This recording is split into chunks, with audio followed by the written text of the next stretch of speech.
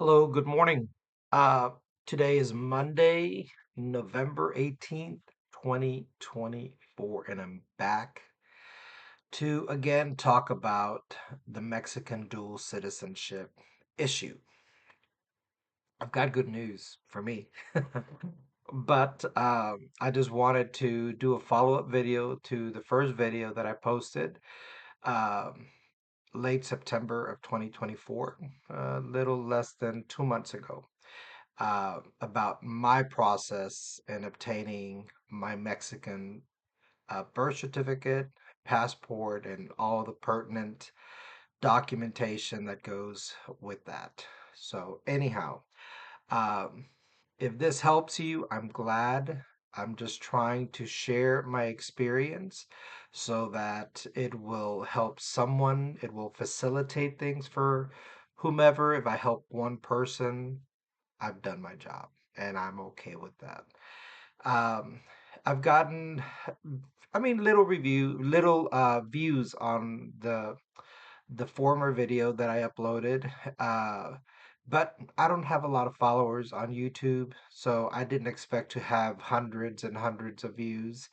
But there was one young lady that commented, and so again, if I help one person, then I'm doing something good, and that's why I'm uploading these videos with my experience in the process.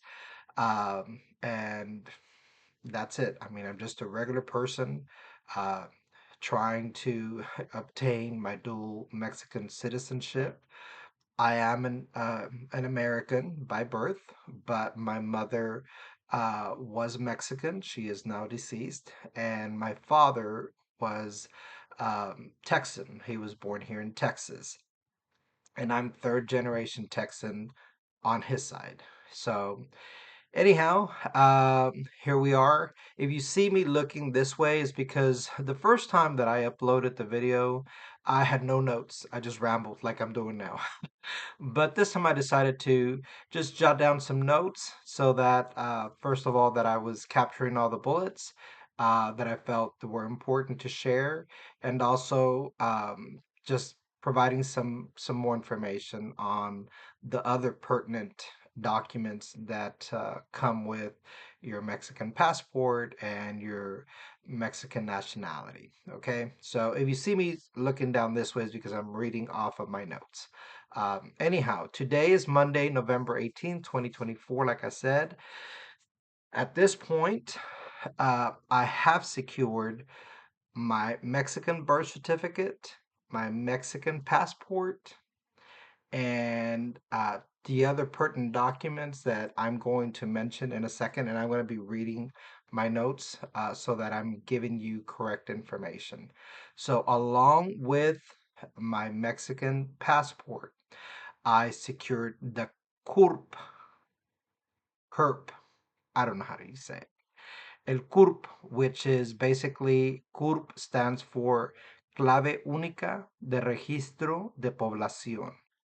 It's a unique, and I'm reading from my notes, it's a unique 18-character alphanumeric code that identifies Mexican citizens and residents. It's similar to a social security number in the US.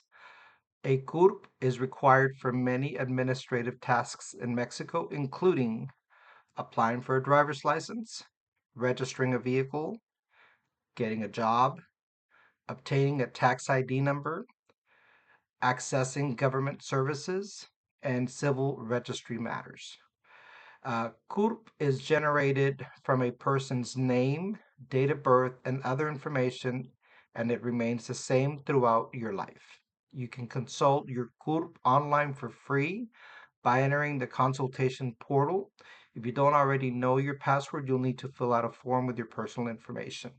If you're a resident of Mexico, your CURP is automatically printed on your residency card during the application process. Okay, so that's what I know it's a mouthful, but that's what a CURP is. Now, when I went in and got my Mexican passport, as the young lady was processing at the Austin Mexican consulate, As she was processing the passport, I told her, I said, I'm also interested in getting the CURP, the INE, and the Matricula Consular. Didn't really know in depth what all that meant. I knew what the INE was, but I really didn't know what the CURP and the Matricula Consular was, but I knew I needed them. And I thought, might as well. I don't want to have to come back. And then I started researching it more and more, and this is what I have found. And basically, I just went on Google and said, what is a CURP? And it gives you all this information. What is a matricula consular? It gives you all this information, so forth and so on for the INE as well. So that's where I'm getting this information. Okay. Uh, matricula consular, also known as the Mexican Consular ID card, is a photo ID card that proves Mexican nationality and residency outside of Mexico. Outside of Mexico. The purpose, the card is issued by Mexican consulates to help the Mexican government locate its citizens in emergencies and to collect data for consular and tax purposes. Use, it can be used as a form of ID by Mexican authorities, U.S. authorities, and many private entities, including financial institutions. Validity, the card is valid for 5 years from the date of issue and can be reissued. Security features. The card includes visual and hidden security features such as a bi-dimensional barcode, optical character recognition, fingerprints, and a signature. And they did do that at the consulate. They have you look into a machine. It looks like binoculars, and so they do your retina scan and they take your fingerprints. Okay. Legal basis. Um, the card is issued under the legal basis of the 1963 Vienna Convention on Consular Relations, which was signed by Mexico and the U.S. Acceptance in the U.S., the card is accepted by many federal, state, local, and law enforcement agencies. Immigration status, the card does not confer any U.S. immigration status on the person to whom it is issued. So that's what matricula consular is, okay? And it's basically like a driver's license size, and I'll carry it with me. I'm carrying it with me in my wallet, along with my wallet size U.S. passport. So I have both of them, and I don't have it where I have my driver's license. I just have them, hidden. Um, so that's what that is. The INE, the Instituto Nacional Electoral, INE, Spanish for National Electoral Institute, formerly Federal Electoral Institute, is an autonomous public agency responsible for organizing federal elections in Mexico. That is, those related to the election of the president of Mexico. Okay. So INE is your voting card. That's what it boils down to. Okay. So that uh, they will be sending to me through snail mail. So I'll be getting it in the next couple weeks. Not that important for me at the moment, but anyhow. So that's basically what I've secured. So in to summarize, my passport, my CURP, matricula consular, and then my INE, they'll be sending uh, via mail. Okay. So anyhow, I'll give you some backstory if you haven't seen my first video. It was my first video was uploaded late September 2024. I shared that I had gone. Uh, I've got to share that I'm doing all this blindly, like I'm learning as I'm going. Okay, so if I am misinforming, that is not my intent, and I wholeheartedly apologize. I am sharing my experience in hopes that others don't go through the whole rigmarole that I went through and that I can facilitate the process for someone else. So I had gone to the Mexican consulate. I am from Texas. I am originally from South Texas, an area called the Rio Grande Valley. Born and raised, I lived there for 25 years. In 1995, I moved to Central Texas, to Austin area, and I've lived here since, and I've lived here longer than I lived in the valley. But anyhow, when I had scheduled my consulate visit through WhatsApp, because that's how folks at the consulate, um, they suggest that you do it through WhatsApp because it's easier. They would not, for some reason, give me an appointment here in Austin. So my appointments were all over the place here in Texas: Houston, Dallas, El Paso, Brownsville, McAllen, and all that. And it's just ridiculous. Anyhow, I have family in the valley. I have a sister and a brother that live in the valley. And these are, I just spoke to my brother a little while ago. So I speak to my sister and my brother all the time. We are very close. They were just here a week ago for my oldest daughter's wedding. So they stay here, I stay with them. I take turns staying at their houses, and my wife and I get along great with my brother and my sister-in-law, and with my sister and my brother-in-law. So it's a, you know, I have family in the valley. So seeing as that is the case, they'd given me the choice to choose McAllen, and so I had gone to McAllen with all my documents, thinking I'm going to go and get my Mexican passport and all this. So, long story short, that didn't happen. That didn't happen. I was mistaken. I was not informed correctly.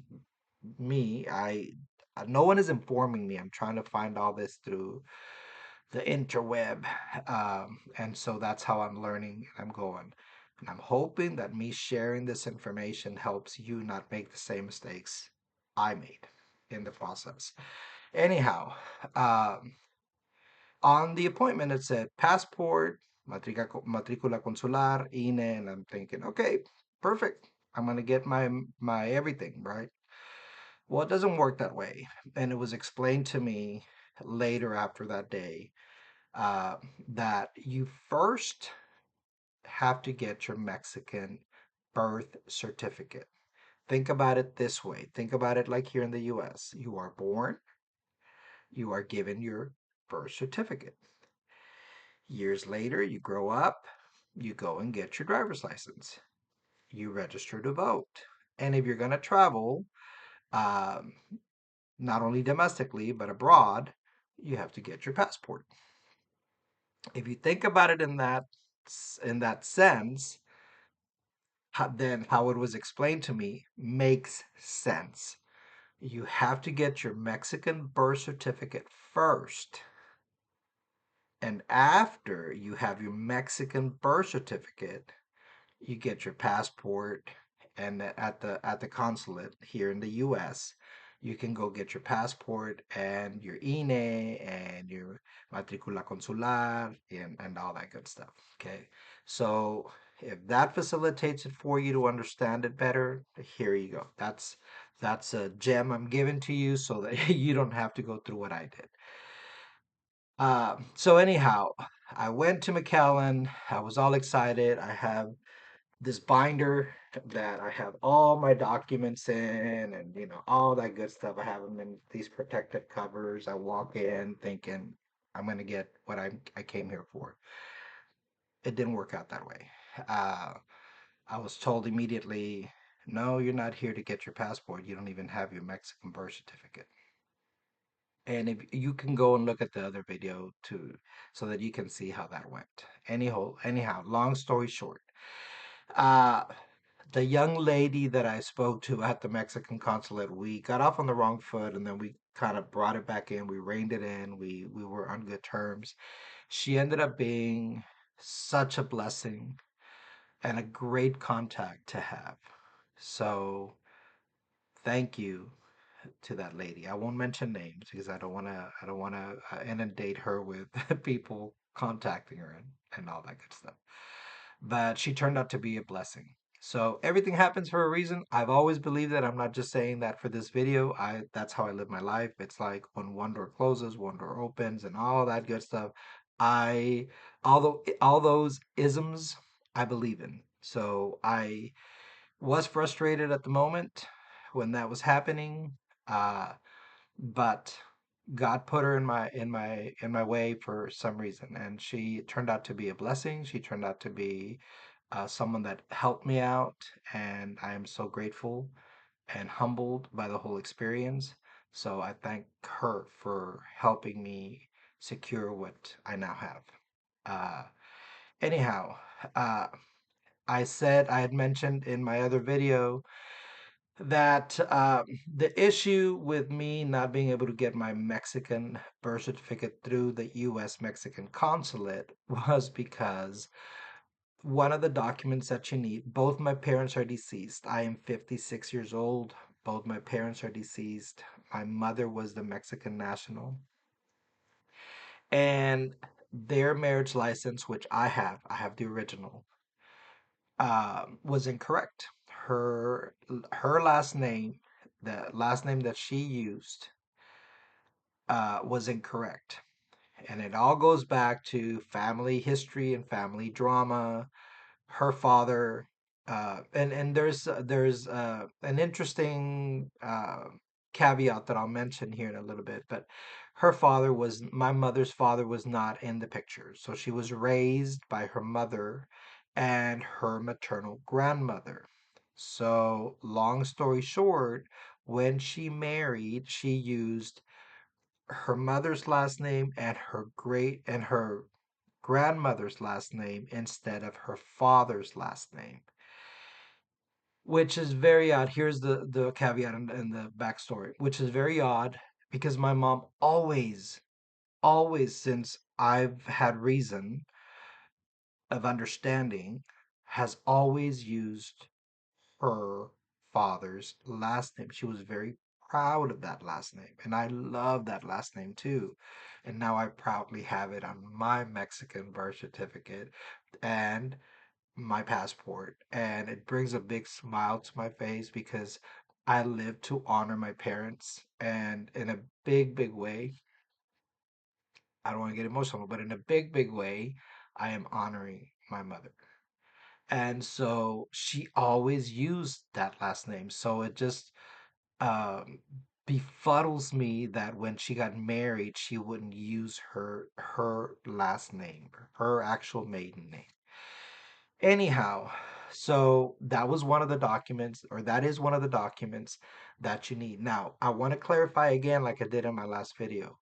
Both my parents are deceased. So I had a bigger issue because if you're a younger generation Mexican American and your parents are still alive, you'll probably, and one of them is a Mexican national, or both of them are Mexican national, you'll probably have a better, smoother experience than I did. Okay. Um, I was faced with the fact that I had to go with the documents that I had. Luckily, I did have my mother's original birth certificate. Uh, and the original marriage license and divorce decree because my parents were divorced. Uh, the original deed to my house, all that good stuff. I have all those documents, thank goodness.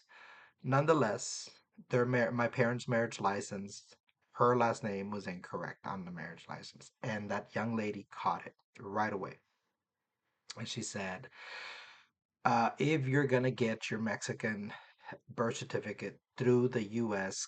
Mexican consulate, you need to have this marriage license amended and corrected. And I knew immediately there's no freaking way. This document is 70 plus years old. There's no way that I'm going to get this corrected. And she said, yes, go to the vital statistics office. And I knew immediately that that was wrong. I'm like, you don't go to the vital statistics office, you go to the courthouse. And so, long story short, I left there with my heart broken. Nonetheless, she said, and I explain all this in the form of video. She said, I help people get their birth certificate, Mexican birth certificate.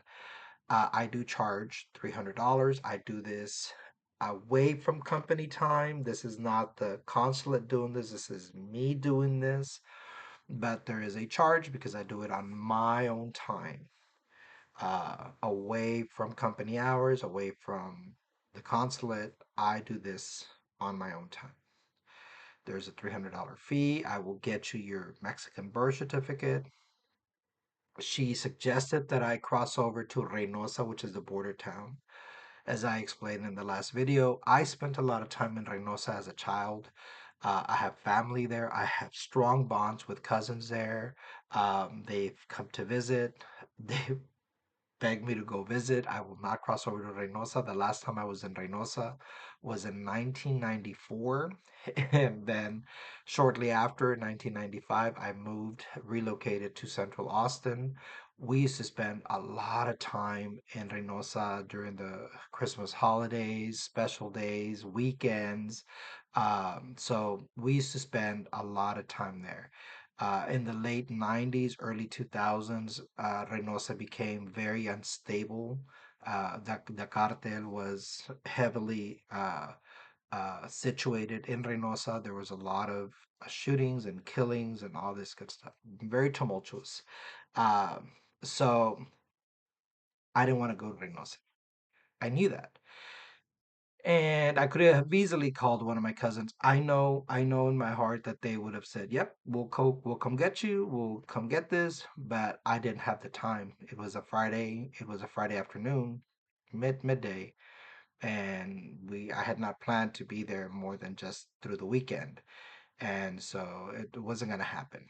Anyhow, I came back to Austin, um, and I emailed the Hidalgo County Courthouse, which is down in the Rio Grande Valley. Uh, that's the county where I resided when I was down there, and that's the county that is tied to my parents' marriage license. And I have to say, they were very prompt in responding to me. I was very clear on my intent and the information that I provided, and they were very quick to respond. Like within 30 minutes, I had a response from them. So kudos to the Hidalgo County Courthouse for Marriage License Division for responding so quickly. Unfortunately, I was told there's nothing you can do. Marriage licenses can only be amended by the people on the marriage license, one or the other or both. And both my parents are deceased, so that wasn't going to happen. The document is over 70 years old. So that was out of the question. Then that is one of the documents that you need along with your birth certificate, their birth certificate. You need their marriage license, your parents' marriage license. Uh, that you need with the Mexican US, with the Mexican consulate in the US for them to give you a Mexican birth certificate. So, anyhow, that didn't happen. That wasn't going to happen. And uh, so I contacted the lady at the Mexican consulate in McAllen. She had given me her contact info, her cell, her email, and everything. I called her. Uh, and so she and I made arrangements with her to get me my Mexican birth certificate, and I will reiterate, along with me doing this, my older sister also wanted her uh, Mexican birth certificate. She also went through the process. Myself and my wife, and my sister and my brother-in-law, both plan to move to Mexico or make the move to Mexico. My sister is retired. I am retired. My brother-in-law's still working. My wife is still working.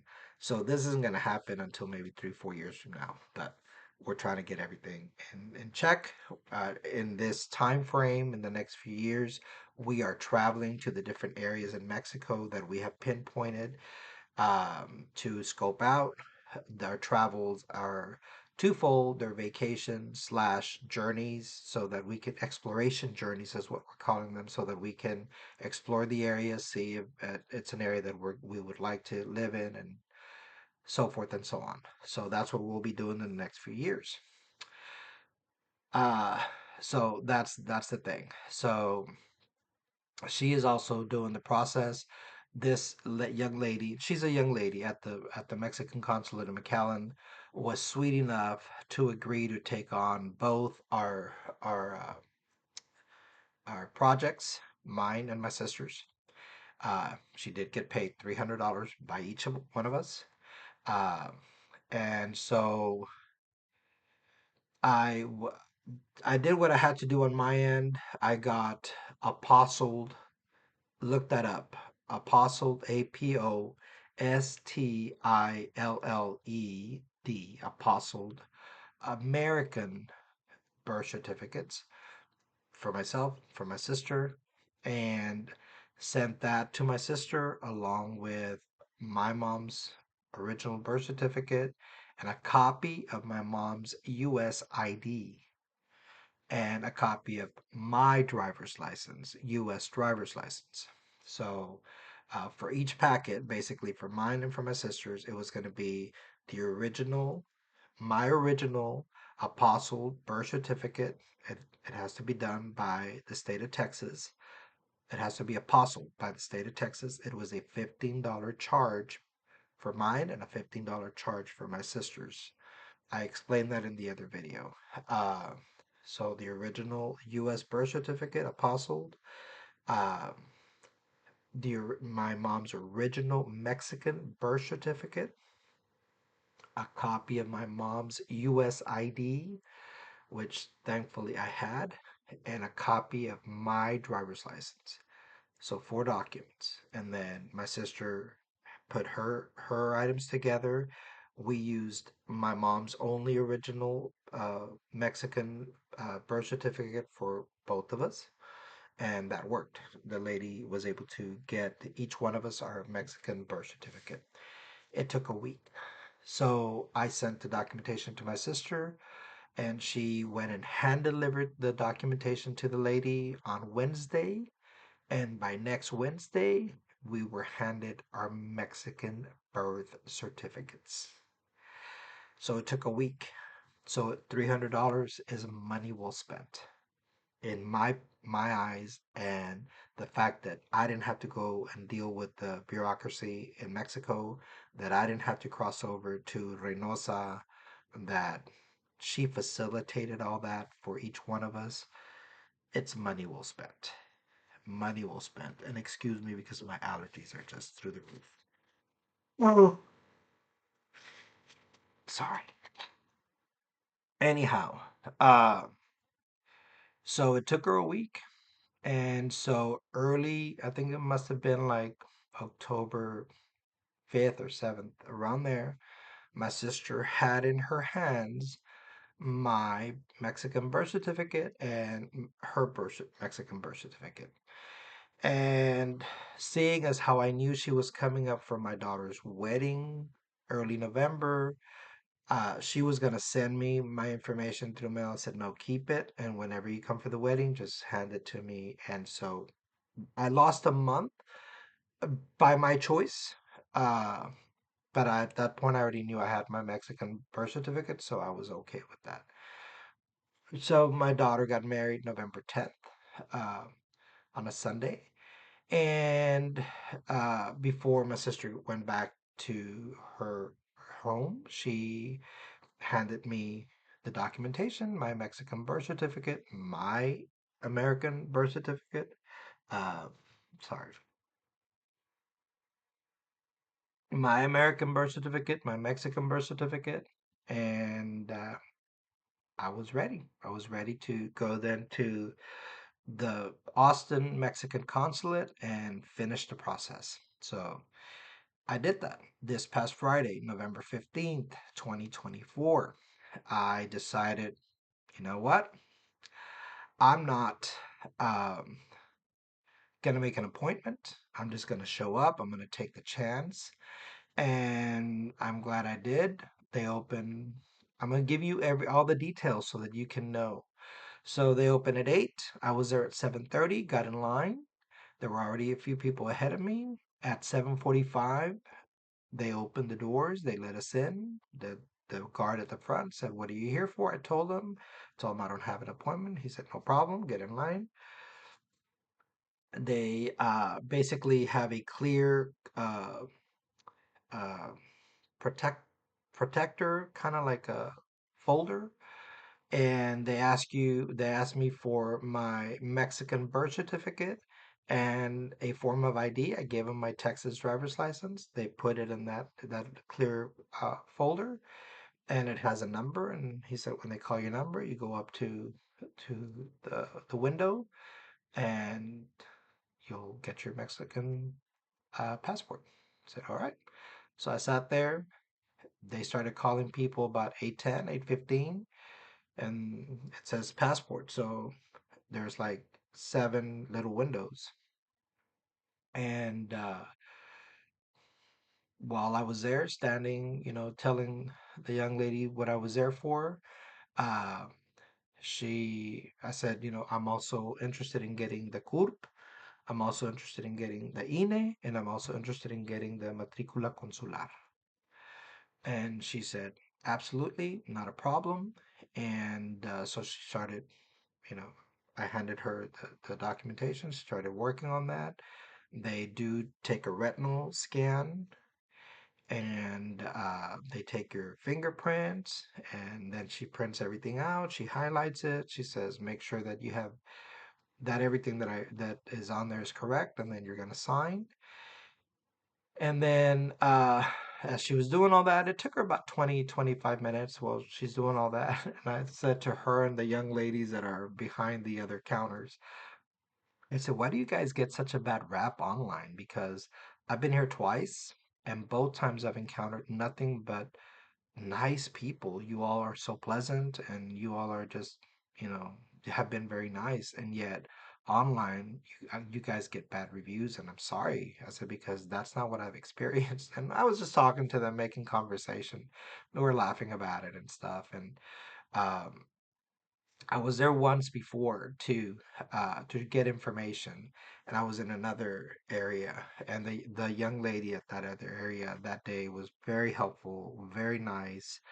And so once I wrapped up, the process with the Mexican passport, um, you have to. She said they're gonna call you in a few minutes. You're gonna go to the cash register. It says uh, cajilla, and they're going to call your name, and that's where you pay for your passport and all this. You have the option of getting a 2-year passport, 5-year passport, or 10-year passport. There's no sense for me to get anything other than the 10-year passport.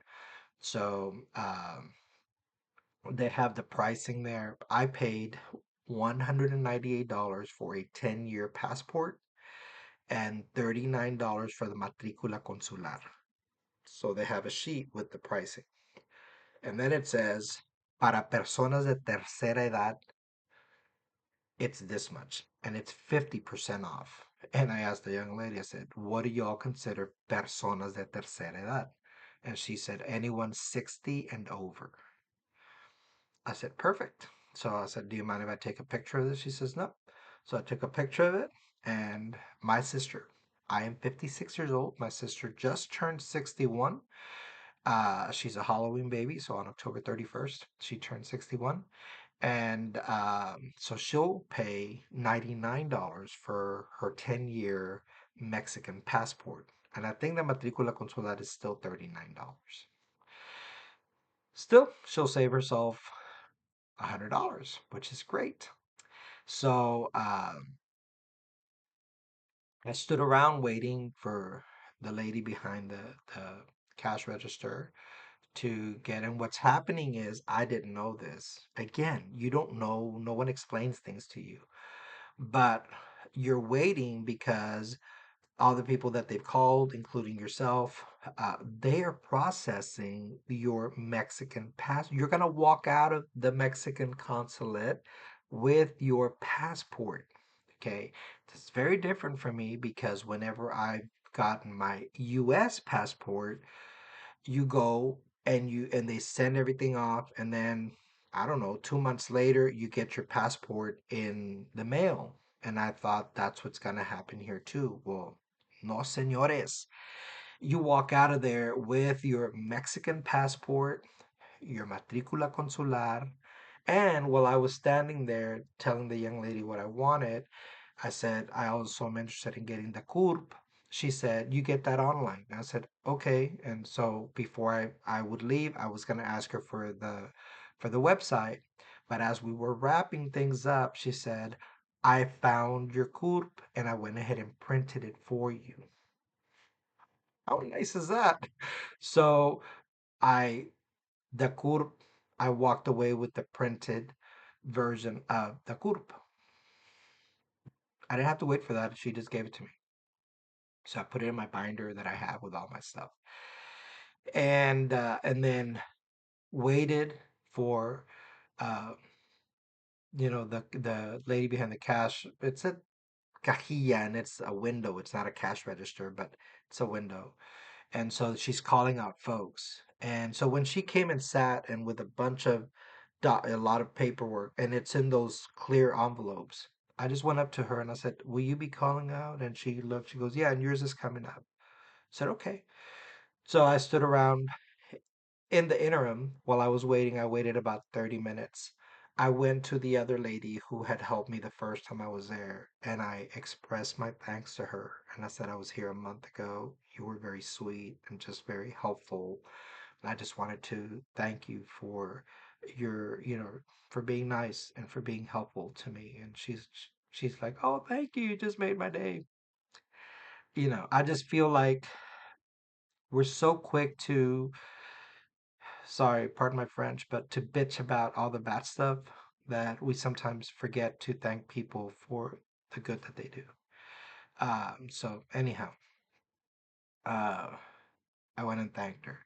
So then they called up my name.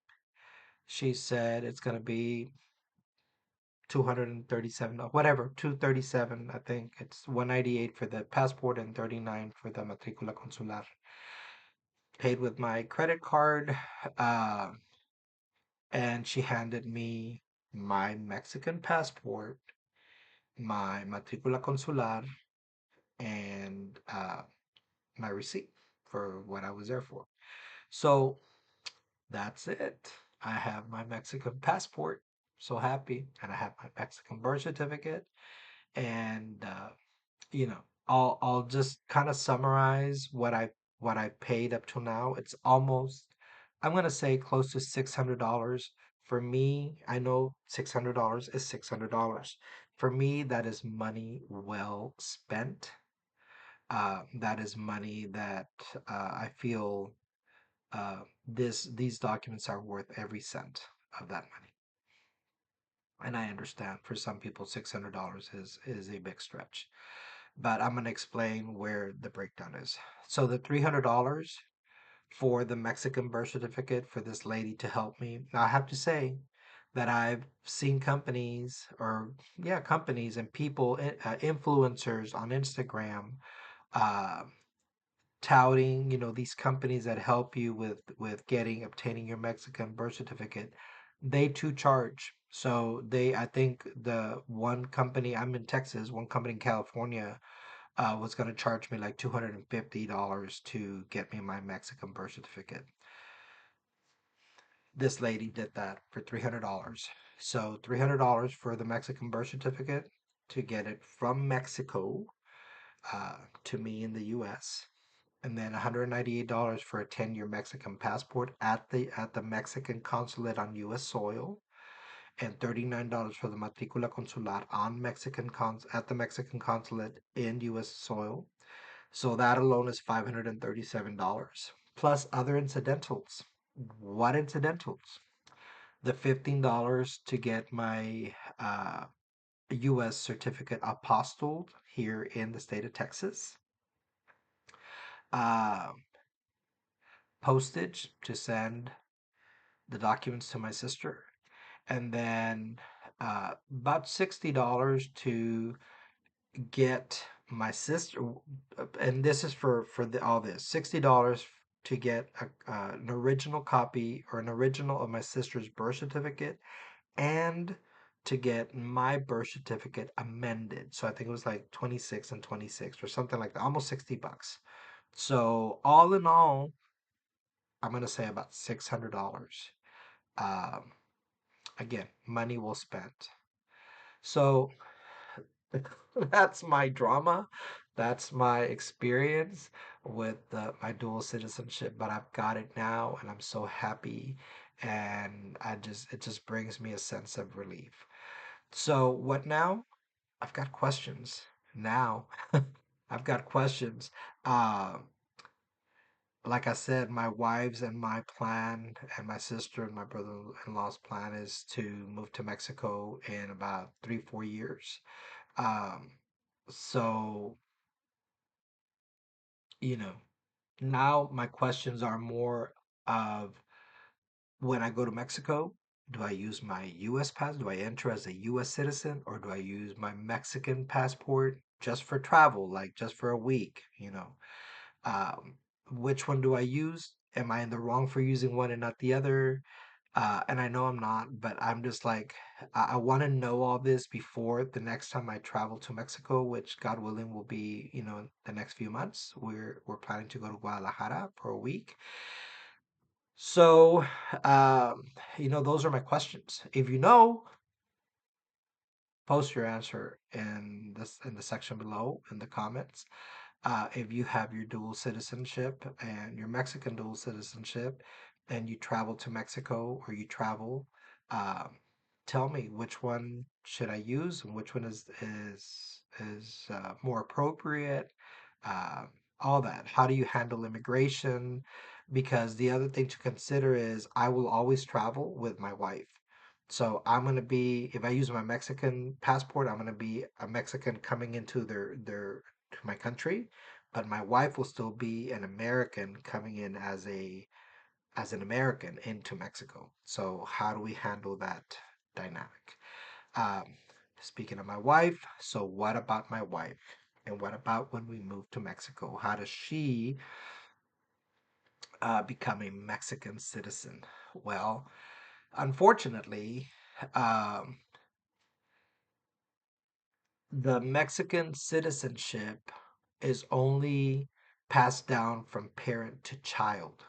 So not from spouse to spouse, right? So I cannot say, well, I'm married to my wife. Can she just become a Mexican national? At least I don't think so. That's not what I was told by someone at the consulate. So basically, again, the Mexican citizenship is, and I'm reading my notes, is from parent to offspring, not to spouse. And for a spouse to get Mexican citizenship, she will need to reside in Mexico for a certain period of time, usually a couple of years, to be eligible for citizenship. This will also affect my brother-in-law because my wife's parents are both US citizens. They were both born in Texas, and my brother-in-law's parents were both born in Texas. So, it's different for them. They're both Hispanic, by the way. My wife is Hispanic, my brother-in-law's Hispanic, but they don't have a parent who was born in Mexico. So it's different for them. Uh, I have found searching or researching the interweb, I like to say interweb just to be different, that for a recently married couple, your spouse gets temporary residency first for 2 years. Then they get granted permanent residency after 2 years of marriage. Well, that doesn't apply to neither myself and my wife nor my sister and my brother-in-law because my sister and my brother-in-law have been married for 30 some odd years, 32, 33, and my wife and I have been married for 28. By the time we move, we'll be married 30, 32 years. So I don't know how that works, but we will figure it out. And I will keep on posting videos as we encounter each one of these scenarios and we figure it out. I will share with y'all, and hopefully, again, this will help somebody. So we'll cross that bridge when we get there, and I'll definitely upload a video. Uh, so that's it. I'm happy. Uh, I'm glad. I'm joyous. I am excited.